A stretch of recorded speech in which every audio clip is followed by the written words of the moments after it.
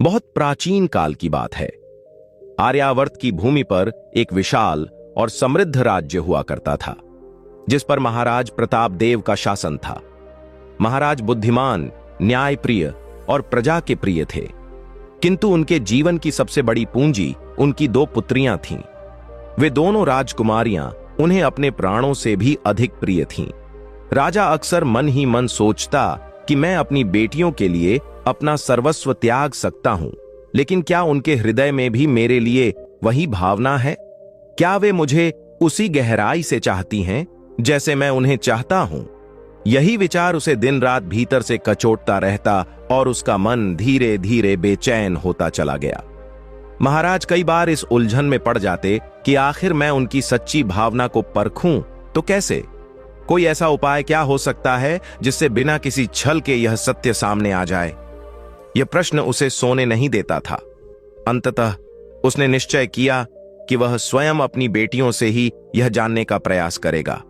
उसके मन में यह विचार भी जन्म लेने लगा कि जो पुत्री मेरे प्रति सबसे गहरा प्रेम रखती होगी, वही मेरे बाद इस राज्य की अधिकारी बनेगी। इसी निश्चय के साथ एक दिन उसने अपनी बड़ी पुत्री को बुलाया और उससे पूछा, पुत्री, बताओ तुम अपने पिता से कितना प्रेम करती हो? बड़ी राजकुमारी राजश्री यह सुनकर मुस्कुरा उठी। वह आत्मविश्वास से भरी हुई थी। उसने मधुर स्वर में उत्तर दिया, पिताजी, आप मेरे लिए उसी प्रकार हैं जैसे आकाश के लिए सूर्य और चंद्रमा। जिस प्रकार उनके बिना संसार सूना हो जाता है, उसी प्रकार आपके बिना मेरा जीवन अधूरा है। मैं आपके बिना अपने अस्तित्व की कल्पना भी नहीं कर सकती। मुझे पूरा विश्वास है कि आप भी मुझे उतना ही स्नेह देते हैं। उसकी बात सुनकर राजा प्रसन्न हो गया। उसने स्नेह से कहा, तुम सच कहती हो पुत्री, मेरा प्रेम भी तुम्हारे लिए उतना ही असीम है। तुम सचमुच मेरी प्यारी संतान हो। इसके बाद महाराज ने अपनी छोटी पुत्री कौशल्या को बुलाया। वह स्वभाव से गंभीर और गहन सोच रखने वाली थी। जब उससे वही प्रश्न पूछा गया तो वह तुरंत मुस्कुराई नहीं। उसने कुछ क्षण सोचा और फिर शांत स्वर में बोली, पिताजी, आप मेरे जीवन में उस नमक के समान हैं जो भोजन में केवल एक दो चुटकी डाला जाता है, पर उसके बिना सारा स्वाद फीका हो जाता है। यह उत्तर सुनते ही राजा स्तब्ध रह गया। उसके चेहरे का रंग बदल गया। उसने कठोर स्वर में कहा, क्या बस इतना ही? तुम्हारे लिए मैं केवल नमक के बराबर हूं? यह कैसी मूर्खतापूर्ण बात है। क्रोध में डूबा राजा उसके शब्दों का भाव समझने का धैर्य खो बैठा। उसने लगातार प्रश्न किए, लेकिन उत्तर सुनने को तैयार ही नहीं था। अंततः आवेश में आकर वह गरज उठा, ओ नासमझ बालिका, अभी के अभी मेरी आंखों से दूर हो जाओ। मेरे महल से निकल जाओ, मेरे राज्य से भी चली जाओ और फिर कभी लौटकर मत आना। यह कहते ही कौशल्या का हृदय टूट गया। वह बिना कुछ कहे अपने कक्ष में भाग गई और वहां फूट फूट कर रोने लगी। बहुत देर तक आंसू बहाने के बाद उसने स्वयं को संभाला और सोचने लगी कि जिस महल को मैं अब तक अपना घर मानती थी, वही अब मुझसे छिन गया है। यह विचार उसके हृदय को और भारी कर रहा था, किंतु उसने स्वयं से कहा कि अब रोने से कुछ नहीं होगा। आंसू उसकी सहायता नहीं कर सकते। दृढ़ निश्चय के साथ उसने अपनी कुछ उत्तम पोशाकें और प्रिय आभूषण चुने, उन्हें एक पोटली में बांधा और महल छोड़ने का निर्णय लिया। महल से बाहर निकलते समय उसके मन में अनेक प्रश्न उमड़ रहे थे। अब मैं कहां जाऊंगी? कैसे जीवन यापन करूंगी? इसमें मेरी कोई भूल नहीं थी, फिर भी मुझे यह दंड मिला। उसे याद आया कि राजमहल में रहते हुए उसने कभी कोई व्यावहारिक कार्य नहीं सीखा था। बचपन में माता ने रसोई के कुछ काम सिखाए थे, पर वह सब उसे नगण्य लग रहा था। आईने के सामने साज सज्जा करना उसे भली भांति आता था, पर उससे पेट कैसे भरेगा और इतनी सुंदर कन्या को कौन अपने घर काम पर रखेगा? इन्हीं विचारों में डूबी हुई वह आगे बढ़ती जा रही थी कि अचानक उसके मन में एक उपाय सूझा। यदि मुझे अपने पैरों पर खड़ा होना है तो मुझे अपनी सुंदरता को छिपाना होगा। मुझे स्वयं को साधारण बल्कि कुरूप दिखाना होगा, तभी कोई मुझे काम देगा। ये सोचते सोचते वह आगे बढ़ी ही थी कि मार्ग में उसकी भेंट एक वृद्ध भिखारिन से हो गई। कौशल्या ने अपनी चांदी की एक पायल उतार कर उसे दे दी और बदले में उस भिखारिन के मैले कुचैले वस्त्र ले लिए। वे कपड़े पुराने थे, फटे हुए थे और उनसे दुर्गंध आ रही थी, लेकिन अब वही वस्त्र उसकी नई पहचान बन चुके थे। वही उसकी सबसे बड़ी ढाल थी। उन्हें पहनकर उसने अपने राजसी अतीत को त्याग दिया और मन ही मन स्वयं से कहा कि अब मेरा जीवन एक नई परीक्षा लेने जा रहा है। यह तो केवल शुरुआत थी। माधवी जानती थी कि अगर उसे सच में अपनी पहचान छिपानी है तो उसे और कठोर कदम उठाने होंगे। उसने पास पड़ी सूखी मिट्टी उठाई और अपने वस्त्रों पर रगड़ ली। फिर उसी मिट्टी को हाथों, पैरों और चेहरे पर भी मल लिया। थोड़ी ही देर में उसका शरीर धूल और मैल से भर गया। अब वह किसी राजमहल की कन्या नहीं लग रही थी, बल्कि किसी दूर दराज की झुग्गी से आई अनजान गरीब लड़की प्रतीत हो रही थी। उसने सोचा, अब केवल मेरे बाल ही बचे हैं। उसने अपनी धूल से सनी उंगलियां कई बार अपने बालों में फेर लीं। बाल उलझ गए, चमक चली गई और उसकी आखिरी पहचान भी मिट गई। अब वह मन ही मन संतुष्ट हो गई। उसने खुद से कहा, अब तो मुझे कोई भी साधारण काम मिल जाना चाहिए। मैं भेड़ बकरियां चराने का काम कर सकती हूं या मुर्गियों की देखभाल भी कर लूंगी। परंतु उसकी यह सोच जल्द ही गलत साबित हुई। जब वह एक के बाद एक घरों में काम मांगने पहुंची तो लोग उसे देखते ही पीछे हट गए। इतनी गंदी, बदबूदार और अस्त व्यस्त लड़की को कोई भी अपने घर के पास नहीं रखना चाहता था। कई दिनों तक वह भटकती रही। तब उसे एहसास हुआ कि शायद उसने अपनी हालत कुछ ज्यादा ही बिगाड़ ली थी। दिन बीतते गए और चलते चलते वह एक दूसरे राज्य की सीमा में जा पहुंची। वहां एक विशाल खेत के पास एक छोटा सा घर था। उस घर में एक किसान हरिदास और उसकी पत्नी धनिया रहते थे। उन्हें अपनी भेड़ों की देखभाल के लिए किसी लड़की की आवश्यकता थी। जब माधवी उनके पास पहुंची तो किसान की पत्नी ने उसे ऊपर से नीचे तक देखा और उसकी बदबू से नाक सिकोड़ ली।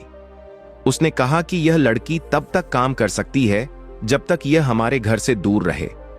किसान ने सहमति में सिर हिलाया और बोला, हमारी भेड़ें तो पहाड़ के उस पार रहती हैं और हम यहां। इस लड़की की बदबू न हमें आएगी, न इसे हमारी जरूरत पड़ेगी। इसी तरह माधवी को आखिरकार एक ठिकाना मिल गया, पर वह स्थान किसी घर से अधिक एक छोटी सी झोपड़ी थी जो पहाड़ के दूसरी ओर बनी थी। चारों तरफ भेड़ों का झुंड रहता था और उनकी गंध भी वैसी ही तीखी थी जैसी अब माधवी की थी। फिर भी उसके लिए यह जगह सुरक्षित थी। कम से कम उसे रात में सिर छुपाने की जगह और दिन में भोजन मिल रहा था। समय धीरे धीरे बीतने लगा। एक दिन माधवी के मन में वही इच्छा जागी जो हर लड़की के दिल में कभी न कभी उठती है। उसका मन हुआ कि वह फिर से साफ सुथरे वस्त्र पहने, खुद को सजाए और आईने में अपनी असली छवि देखे। बहुत सी लड़कियों के पास ऐसा करने के साधन नहीं होते, लेकिन माधवी के पास तो उसकी पोटली में सुंदर वस्त्र और कीमती गहने सुरक्षित थे। किसान और उसकी पत्नी का घर वहां से काफी दूर था, इसलिए उसे किसी के देख लेने का डर भी नहीं था। उसने अपनी गंदी फटी पोशाक उतारी और पास बहती नदी में जाकर स्नान किया। फिर उसने अपने शाही वस्त्र पहने, बाल संवारे और गहनों से खुद को सजाया। कुछ ही पलों में वह भेड़ चराने वाली बदबूदार लड़की से बदलकर एक अनुपम सुंदर युवती बन गई। ऐसा लग रहा था जैसे कोई साधारण तितली अचानक रंग बिरंगे पंखों के साथ उड़ने लगी हो। उसी दिन उस राज्य का राजकुमार वीरेंद्र शिकार पर निकला हुआ था। जंगल में भटकते भटकते वह रास्ता भूल गया। उसे तेज प्यास लगी और वह पानी की खोज में इधर उधर घूमने लगा। चलते चलते वह उसी नदी के किनारे पहुंचा जहां माधवी मौजूद थी। जब उसकी नजर नदी के उस पार गई तो वह ठिठक गया। उसके सामने एक अत्यंत सुंदर युवती शाही वस्त्रों में तितलियों के साथ नृत्य कर रही थी और उसके आसपास भेड़ों का झुंड चर रहा था। राजकुमार ने अपनी आंखें झपकाईं। उसे विश्वास ही नहीं हुआ। उसे लगा जैसे वह कोई स्वप्न देख रहा हो। वह धीरे धीरे उस दिशा में बढ़ा। तभी उसके कदमों की आहट माधवी के कानों तक पहुंच गई। जैसे ही उसने पलटकर देखा, उसकी नजर राजकुमार की गहरी नीली आंखों से टकरा गई। उसने अपने जीवन में इतनी शांत और मोहक आंखें कभी नहीं देखी थीं। घबराकर वह तुरंत जंगल की ओर भागी। राजकुमार भी उसके पीछे दौड़ा, लेकिन तब तक माधवी पेड़ों के घने झुरमुट में छिप चुकी थी। वह सांस रोके वहीं खड़ी रही। राजकुमार काफी देर तक उसे खोजता रहा, पर अंत में निराश होकर लौट गया। जब माधवी को यकीन हो गया कि अब कोई नहीं है, तो वह भी अपनी झोपड़ी की ओर वापस चली गई। उसने जल्दी से शाही वस्त्र उतारे, उन्हें पोटली में रखा और फिर से अपने मैले कपड़े पहन लिए। शरीर पर दोबारा मिट्टी मल ली और अपनी प्रिय भेड़ के पास जाकर बैठ गई। उसकी गर्दन में बांह डालकर उसने धीमे स्वर में कहा, वह बहुत पास आ गया था, पर तुमने उसकी आंखें देखी? भेड़ ने बस हल्की सी मिमियाहट से उत्तर दिया। उधर राजकुमार को पहाड़ के दूसरी ओर से अपना रास्ता मिल गया था। चलते चलते वह उसी किसान के घर पहुंचा। किसान की पत्नी ने उसका आदरपूर्वक स्वागत किया और शरबत दिया। शरबत पीते हुए राजकुमार ने किसान से उस सुंदर लड़की के बारे में पूछा जो भेड़ें चराती है। यह सुनते ही किसान हंस पड़ा और बोला, सुंदर लड़की? उस जैसी बदसूरत और गंदी लड़की तो मैंने आज तक नहीं देखी। किसान की पत्नी भी हंसते हुए बोली, और बदबूदार कहना तो आप भूल ही गए। दोनों जोर जोर से हंसने लगे, पर राजकुमार को पूरा विश्वास था कि उसने जो देखा वह कोई भ्रम नहीं था। उसके मन में यही बात बैठ गई कि उस लड़की के साथ अवश्य कोई रहस्य या जादू जुड़ा हुआ है। शरबत समाप्त करने के बाद उसने दोनों से विदा ली और महल लौट गया, किंतु उसका मन वहीं अटका रह गया था। उसके पिता के दरबार में अनेक सुंदर कन्याएं थीं, पर वह अजनबी लड़की उन सभी से अलग थी। धीरे धीरे उसकी भूख और नींद दोनों गायब हो गईं। वह दुबला और कमजोर होता जा रहा था। माता पिता ने चिंता जताई और उससे कारण पूछा, लेकिन वह चुप रहा। उसने सोचा, मैं उन्हें उस लड़की के बारे में कैसे बताऊं जिसने मेरे मन पर जादू कर दिया है।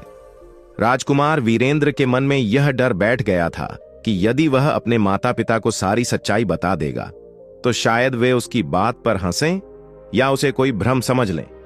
इसलिए उसने सच बताने के बजाय एक विचित्र उपाय सोचा। उसने अपने माता पिता से कहा कि उसे पहाड़ के उस पार झोपड़ी में रहने वाली भेड़ चराने वाली लड़की के हाथ की बनी रोटी खाने की इच्छा है। यह सुनकर राजा धर्मकेतु और रानी सौम्या दोनों अचंभित रह गए। बेटे के कक्ष से बाहर आकर वे काफी देर तक आपस में फुसफुसाते रहे कि यह कैसी अनोखी और अजीब मांग है। लेकिन बेटे की हालत देखकर उन्होंने तय किया कि उसकी इच्छा पूरी करनी ही होगी। राजा ने तुरंत एक विश्वसनीय दूत को आदेश दिया कि वह पहाड़ के उस पार किसान के घर जाकर संदेश पहुंचा दे। दूत ने जाकर किसान हरिदास को राजकुमार की इच्छा बताई। यह सुनकर किसान की पत्नी धनिया हैरान रह गई। वह बोली, यह कैसी मांग है? एक गंदी सी भेड़ चराने वाली लड़की के हाथ की रोटी। लेकिन जब उसे बताया गया कि यह स्वयं राजा का आदेश है तो वह चुप हो गई। उसने तुरंत माधवी को बुलाया और कठोर स्वर में कहा, राजकुमार ने तुम्हारे हाथ की ताजी रोटी मंगवाई है। पहले हाथ धो लो, नहीं पहले नहा लो और फिर रोटी बनाओ।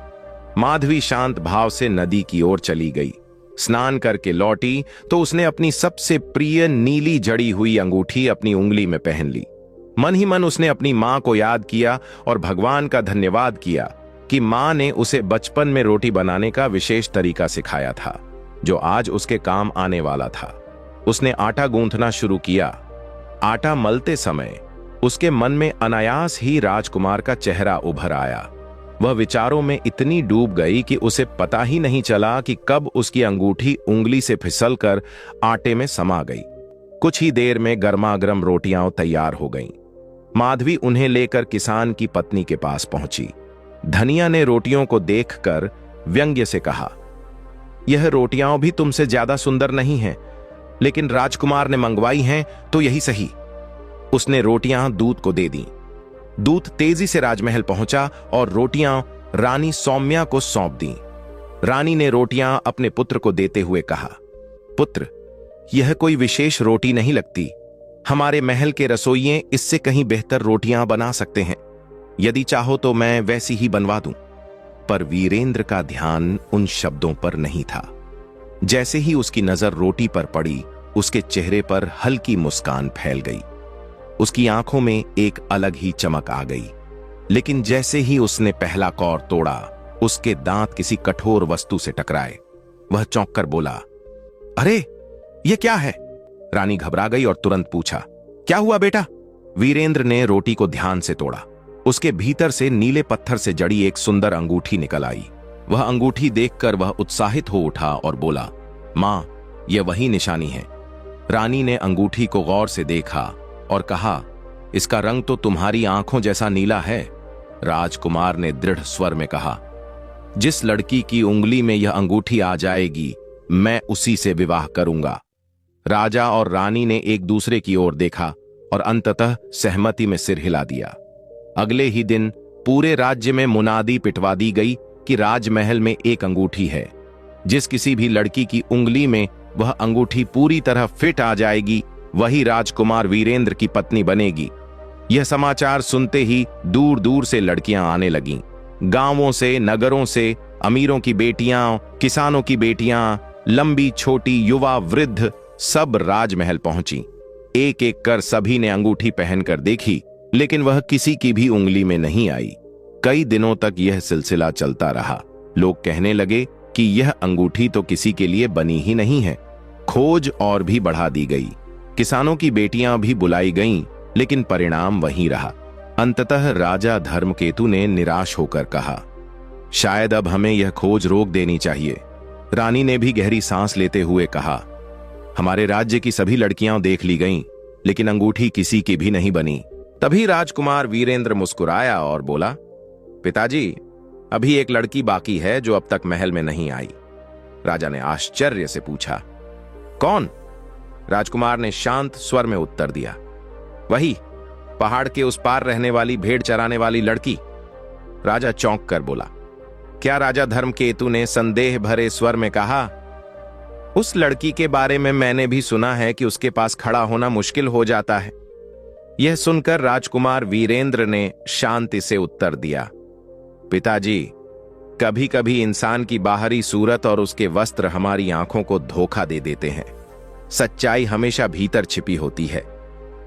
राजा और रानी ने एक दूसरे की ओर देखा और अंततः दूत को आदेश दिया गया कि वह तुरंत उस भेड़ चराने वाली लड़की को महल में लेकर आए। कुछ ही देर में वह लड़की महल में उपस्थित हुई। जैसे ही अंगूठी उसकी उंगली में पहनाई गई, वह बिना किसी रुकावट के बिल्कुल सही बैठ गई। अंगूठी में जड़ा नीला रत्न उसकी उंगली में ऐसे चमक उठा मानो खुले आकाश में सूर्य दमक रहा हो। यह दृश्य देखकर राजकुमार उत्साह से भर उठा और बोला, मैंने तुम्हें पा लिया। तुम ही हो जिसे मैं इतने दिनों से खोज रहा था। राजा ने आश्चर्य और झुंझलाहट से कहा, यह तो केवल एक भेड़ चराने वाली लड़की है। रानी ने भी नाक सिकोड़ते हुए जोड़ दिया, और इसमें से तो बदबू भी आ रही है। तभी वह लड़की आगे बढ़ी और शांत लेकिन आत्मविश्वास भरे स्वर में बोली, मैं कोई साधारण भेड़ चराने वाली नहीं हूं। मैं एक राजकुमारी हूं। मेरा जन्म पास के राज्य के राजपरिवार में हुआ है। यदि मुझे थोड़ा पानी और साबुन दे दिया जाए तो मैं स्वयं को साफ कर आपके सामने आ सकती हूं। राजा ने तुरंत सेवकों को आदेश दिया कि उसे स्नान के लिए आवश्यक वस्तुएं दी जाए। रानी ने व्यंग्य में कहा, साबुन लाना मत भूलना। वह लड़की अपनी पोटली लेकर भीतर चली गई। कुछ समय बाद जब वह लौट कर आई तो उसके शरीर पर गंदगी का कोई नामो निशान नहीं था। अब सबके सामने एक दिव्य सौंदर्य से भरी राजकुमारी खड़ी थी, जिसने सुंदर वस्त्र पहन रखे थे और अपने सर्वोत्तम आभूषण धारण किए थे। राजकुमार तो उसे निहारता ही रह गया। उसके माता पिता ने भी राहत की सांस ली। राजकुमार तुरंत आगे बढ़ा और बोला, मैं तुमसे प्रेम करता हूं। जिस दिन मैंने तुम्हें पहली बार देखा था, उसी दिन से मेरा हृदय तुम्हारा हो गया। क्या तुम मुझसे विवाह करोगी? राजकुमारी ने हल्की मुस्कान के साथ कहा, मुझे तो वह दिन ठीक से याद भी नहीं। राजकुमार ने भावुक होकर कहा, एक बार मैंने तुम्हें खो दिया था, लेकिन अब ऐसा कभी नहीं होने दूंगा। एक पल रुककर राजकुमारी बोली, शायद। राजकुमार चौंक गया। इस शायद का क्या अर्थ है? राजकुमारी ने गंभीरता से कहा, मैं सचमुच एक राजकुमारी हूं और विवाह से पहले मुझे अपने पिता की अनुमति चाहिए।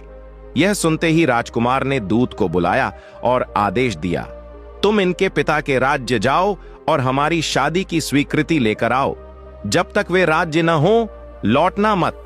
दूत ने सिर झुकाकर आज्ञा स्वीकार की और अपने साथियों के साथ निकल पड़ा। जैसे ही वह जाने लगा, उसने झिझकते हुए पूछा, महाराज, हमें किस राज्य में जाना है? तब राजकुमारी ने अपने पिता के राज्य का नाम बताया और दूत तुरंत प्रस्थान कर गया। उधर उस राज्य में राजकुमारी के पिता राजा अचल देव अपनी बेटी के खो जाने का दुख अब भी ढो रहे थे। समय बीत चुका था और उन्हें यह एहसास हो चुका था कि उन्होंने क्रोध में आकर कितना बड़ा अन्याय कर दिया। उन्होंने पूरे राज्य में अपनी बेटी को ढूंढवाया, पर उसका कोई सुराग नहीं मिला। उन्हें कभी यह अनुमान भी नहीं हुआ कि उनकी पुत्री किसी और राज्य में पहाड़ के उस पार एक किसान की झोपड़ी में जीवन जी रही होगी। जब दूत विवाह का प्रस्ताव लेकर पहुंचा तो राजा अचल देव ने सब कुछ सुनने के बाद बिना किसी हिचक के सहमति दे दी। उनकी आंखों में पश्चाताप के आंसू थे और हृदय में केवल यही इच्छा कि उनकी बेटी सुखी रहे। विवाह की तिथि निश्चित हुई। दोनों राज्यों में उत्सव की तैयारियां शुरू हो गईं। कुछ समय बाद राजकुमारी ने अपने पिता का अपने नए राज्य में स्वागत किया। वह खुशी से बोली, आइए पिताजी, आप यात्रा से थक गए होंगे। मैंने आपके लिए विशेष भोजन तैयार करवाया है। राजा उसे देखकर भावुक हो उठा और बोला, मेरी पुत्री, मैंने तुम्हारे साथ जो व्यवहार किया उसके बाद मैं भोजन के योग्य नहीं हूं। यदि हो सके तो मुझे क्षमा कर दो। राजकुमारी मुस्कुराई और बोली, मैंने आपको क्षमा कर दिया है, पर आज आप मेरा भोजन अवश्य करेंगे। राजा ने सिर झुकाकर सहमति दी। भोज की व्यवस्था की गई। सब लोग खाने की प्रशंसा कर रहे थे, लेकिन राजा अचल देव की थाली अलग रखी गई थी। उन्हें भोजन में कोई स्वाद नहीं आ रहा था। अंततः राजकुमारी ने धीरे से कहा, पिताजी, मैं आपके चेहरे से समझ सकती हूं कि यह भोजन आपको अच्छा नहीं लग रहा। राजा ने संकोच से कहा, भोजन बहुत सुंदर है, पर यह बिल्कुल फीका है। तब राजकुमारी बोली, पिताजी, ऐसा इसलिए है क्योंकि इसमें नमक नहीं है। अब आप समझ गए होंगे कि नमक हमारे जीवन में कितना आवश्यक है। वही स्वाद लाता है, वही भोजन को पूर्ण करता है। जब मैंने आपकी तुलना नमक से की थी, तब मेरा आशय यही था कि मैं आपको उतना ही प्रेम करती हूं जितना मनुष्य अपने भोजन के स्वाद से करता है। लेकिन उस समय आपने मुझे समझने के बजाय राज्य से निकाल दिया था। यह सुनकर राजा की आंखों से आंसू बह निकले। उन्होंने अपनी पुत्री को गले लगा लिया और कहा, आज मुझे सच्चा ज्ञान मिला है। राजा अचल देव की आंखों से आंसू बह निकले। उन्होंने अपने सामने खड़ी अपनी पुत्री को कसकर गले लगा लिया और भर्राए स्वर में कहा, पुत्री, आज मैं समझ पाया हूं कि सच्चे प्रेम की गहराई शब्दों में नहीं, भावनाओं में छिपी होती है। तूने मुझे नमक के समान कहा था और सच ही है, तेरे बिना मेरे जीवन का स्वाद ही समाप्त हो गया था। राजकुमारी ने मुस्कुराकर उत्तर दिया, पिताजी, अब आपकी थाली में नमक भी है और मेरे हृदय में आपका आशीर्वाद भी। राजा ने भोजन का एक निवाला लिया और भावुक होकर बोले, यह मेरे जीवन का सबसे स्वादिष्ट भोजन है। इसके बाद राजमहल में विवाह का उत्सव पूरे वैभव और उल्लास के साथ मनाया गया। राजा ने सभी के सामने घोषणा की कि कभी भी किसी के प्रेम को उसके शब्दों से मत तौलो, क्योंकि कभी कभी एक या दो चुटकी नमक ही पूरे जीवन का स्वाद बदल देती है। जैसे नमक साधारण होकर भी भोजन का आधार है, वैसे ही सच्चा प्रेम सादगी में छिपा होता है, दिखावे में नहीं। विवाह के बाद राजकुमारी अपने ससुराल में अत्यंत सुखपूर्वक जीवन बिताने लगी। उसके पति राजा चंद्रभान उसका विशेष ध्यान रखते थे और हर निर्णय में उसका सम्मान करते थे। कुछ समय बीतने पर चंद्रभान के पिता ने उसे पास बुलाया और कहा, पुत्र, अब मेरी आयु हो चली है। इस राज्य की जिम्मेदारी अब तुम्हें संभालनी होगी। 2 दिन बाद भव्य समारोह के साथ चंद्रभान का राज तिलक हुआ और वह राज्य की बागडोर संभालने लगा। एक दिन राजा चंद्रभान के मन में विचार आया कि उसे स्वयं अपनी प्रजा की स्थिति जाननी चाहिए। उसने अपने राजसी वस्त्र त्याग दिए, साधारण कपड़े पहने और अकेले घोड़े पर सवार होकर नगर भ्रमण के लिए निकल पड़ा। नगर से कुछ दूर जाते ही उसे रास्ते में एक व्यक्ति मिला, जिसने करुण स्वर में कहा, भाई, क्या तुम मुझे थोड़ी दूर तक अपने घोड़े पर बिठा सकते हो? मेरी तबीयत ठीक नहीं है, पैरों में बहुत कमजोरी है राजा ने उस व्यक्ति को देखा और बिना किसी संदेह के उसकी सहायता के लिए तैयार हो गया। उसने उसे घोड़े पर बैठाया और दोनों आगे बढ़ चले। कुछ दूरी तय करने के बाद एक गांव आया। वह व्यक्ति बोला, बस यहीं उतार दो। राजा ने जैसे ही उसे नीचे उतारा और आगे बढ़ने लगा, तभी वह व्यक्ति जोर से चिल्लाया, अरे ठहरो, मेरा घोड़ा लेकर कहां जा रहे हो? यह सुनकर राजा चौंक गया। उसने कहा, तुम्हारा घोड़ा? यह तो मेरा है। वास्तव में वह व्यक्ति एक ठग था जो इसी प्रकार भोले लोगों को फंसाकर उनका सामान हड़प लेता था। वह ऊंची आवाज में चिल्लाने लगा, तभी आसपास के लोग इकट्ठा हो गए। ठग बोला, भाइयों, मैंने इस आदमी की मदद की और अब यह मेरा घोड़ा छीनकर भाग रहा है। राजा ने शांत स्वर में कहा, यह व्यक्ति झूठ बोल रहा है, घोड़ा मेरा है। तभी भीड़ में से किसी ने सुझाव दिया, तुम दोनों गांव के मुखिया हरसुख के पास चलो, वहीं सच्चा न्याय करेंगे। यह सुनकर दोनों मुखिया की चौपाल की ओर चल दिए। जब वे चौपाल पहुंचे तो वहां पहले से ही कई लोग अपने विवाद सुलझाने के लिए मौजूद थे। राजा और वह ठग एक ओर खड़े होकर अपनी बारी की प्रतीक्षा करने लगे। राजा वहां खड़े खड़े चुपचाप सब कुछ देख रहा था। तभी मुखिया के सामने दो व्यक्ति पेश किए गए। उनका झगड़ा एक तेल बेचने वाले और एक ग्वाले के बीच था। दोनों ही सिक्कों से भरी एक थैली पर अपना अधिकार जता रहे थे। ग्वाले का कहना था कि थैली उसकी है, जबकि तेली दावा कर रहा था कि वह उसकी मेहनत की कमाई है। दोनों की बातें ध्यान से सुनने के बाद मुखिया ने कहा, तुम दोनों यह थैली यहीं छोड़ दो, कल सुबह इसका निर्णय सुनाया जाएगा। दोनों थैली छोड़कर चले गए। इसके बाद राजा और ठग की बारी आई।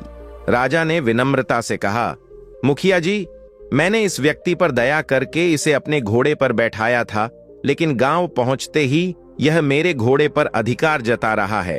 तुरंत ही ठग बोल उठा, नहीं मुखिया जी, यह झूठ बोल रहा है, घोड़ा मेरा है, मैंने ही इसे घोड़े पर बैठाकर यहां तक पहुंचाया है।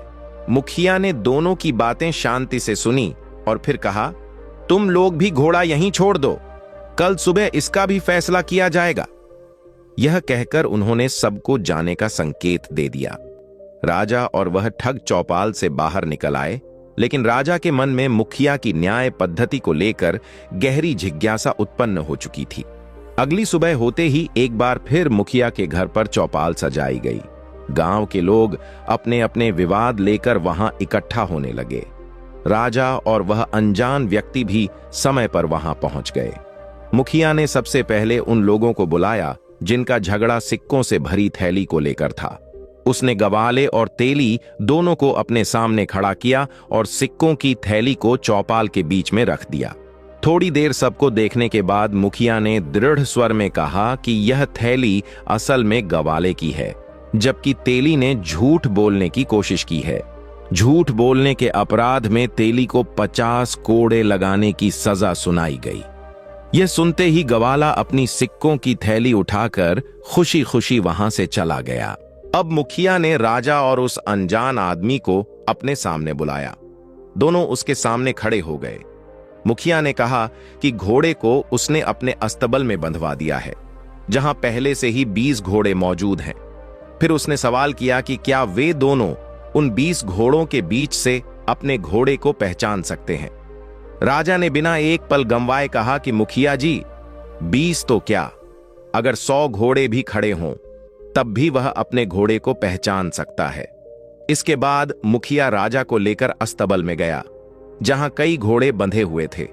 राजा ने बिना किसी हिचक के तुरंत अपने घोड़े की पहचान कर ली। इसके बाद मुखिया राजा को बाहर ले आया और फिर उस अनजान आदमी को अस्तबल में ले गया। उस व्यक्ति ने भी बिना किसी कठिनाई के उसी घोड़े की ओर इशारा कर दिया। दोनों के घोड़ा पहचान लेने के बाद मुखिया उन्हें वापस चौपाल पर ले आया। कुछ क्षण तक गंभीरता से सोचने के बाद मुखिया ने फैसला सुनाते हुए कहा कि यह घोड़ा राजा का है और वह इसे अपने साथ ले जा सकता है। वहीं उस अनजान आदमी को झूठा और धोखेबाज बताते हुए उसे भी 50 कोड़े की सजा सुनाई गई। यह फैसला सुनकर राजा के मन में अपार प्रसन्नता हुई। उसे यह समझ आ गया कि मुखिया का न्याय न केवल सटीक है बल्कि पूरी तरह तर्क पर आधारित भी है। तब तक शाम हो चुकी थी और धीरे धीरे सभी लोग अपने अपने घरों की ओर लौटने लगे। राजा अब भी चौपाल पर खड़ा रहा। मुखिया ने उससे कहा कि अब आप भी अपने घर जाइए, लेकिन राजा ने विनम्रता से कहा कि वह केवल यह जानना चाहता है कि मुखिया इतने कठिन मामलों का फैसला इतनी आसानी से कैसे कर लेते हैं। मुखिया मुस्कुराया और बोला कि इसमें कोई बड़ी बात नहीं है। उसने बताया कि पहले गवाले और तेली के झगड़े में उसने सिक्कों को गर्म पानी में डालकर परखा था। यदि वे सिक्के तेली के होते तो उन पर लगे तेल के कारण पानी की सतह पर तेल तैरने लगता, लेकिन ऐसा कुछ नहीं हुआ। इससे यह साफ हो गया कि सिक्के तेली के नहीं थे। इसके बाद उसने राजा और उस आदमी के मामले का जिक्र किया और कहा कि असली बात यह नहीं थी कि घोड़े को किसने पहचाना, बल्कि यह थी कि घोड़े ने किसे पहचाना। मुखिया ने आगे बताया कि जब राजा अस्तबल से बाहर निकला तो घोड़ा उसे देखकर सिर हिलाने लगा और उसके पीछे चलने की कोशिश करने लगा, जबकि उस अनजान आदमी को देखकर घोड़े ने कोई प्रतिक्रिया नहीं दी। इसी से उसे यकीन हो गया कि घोड़ा असल में राजा का ही है। इस तरह उसने दोनों फैसले पूरी तरह न्यायपूर्ण ढंग से किए। मुखिया की बातें सुनकर राजा अत्यंत प्रभावित हुआ। तब उसने अपना वास्तविक परिचय देते हुए कहा कि वह इस राज्य का राजा चंद्रभान है और चाहता है कि मुखिया उसके साथ राजधानी चले और वहां न्याय मंत्री के रूप में काम करे। यह सुनकर मुखिया ने राजा को प्रणाम किया और कहा कि वह राजा की आज्ञा को ईश्वर की आज्ञा मानकर स्वीकार करता है। अगली सुबह दोनों राजधानी की ओर राजमहल पहुंचने पर राजा चंद्रभान ने मुखिया को विधिवत अपने दरबार में न्याय मंत्री नियुक्त कर दिया। इस प्रकार राजा को एक बुद्धिमान और निष्पक्ष न्याय मंत्री मिल गया। इसके बाद राजा चंद्रभान ने उसी न्याय मंत्री के साथ मिलकर कई वर्षों तक अपने राज्य पर सफलतापूर्वक शासन किया और प्रजा की सच्चे मन से सेवा की। दोस्तों, मुझे पूरी उम्मीद है कि आपको यह कहानी पसंद आई होगी। अगर आपको कहानी अच्छी लगी हो तो वीडियो को लाइक जरूर करें और अपने विचार कमेंट में लिखना न भूलें। कमेंट बॉक्स में अपना नाम और अपने शहर का नाम भी जरूर लिखें। फिर मिलेंगे किसी अगली कहानी के साथ। तब तक के लिए धन्यवाद।